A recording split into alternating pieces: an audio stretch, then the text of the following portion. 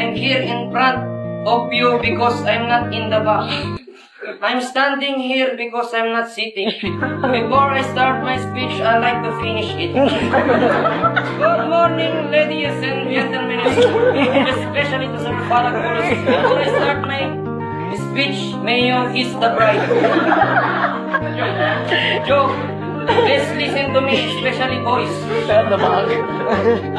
I know my speech is entertainment. Entertainment is all about funny speeches, but no, my speech is very serious and very intense.